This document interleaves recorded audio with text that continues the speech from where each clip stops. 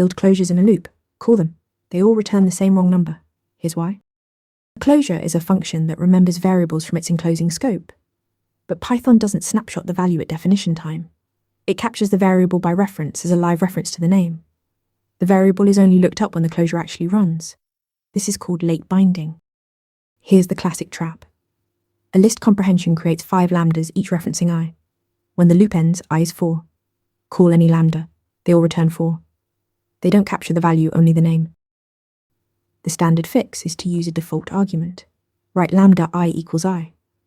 The default value is evaluated once, at function creation time, capturing the current value of I into the function's own parameter. This sidesteps late binding because you're no longer relying on the enclosing scope's I.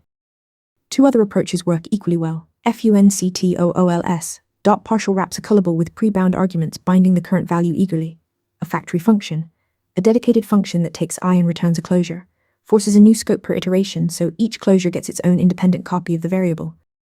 Python closures use late binding. Variables are looked up at call time. Fix loop traps with the default argument or factory function. Follow for more. Want to nail questions like this in your next interview? Interview Mentor gives you hands-on practice with real questions. Every answer gets a grade with specific, personalized feedback. Track your progress across topics and difficulty levels.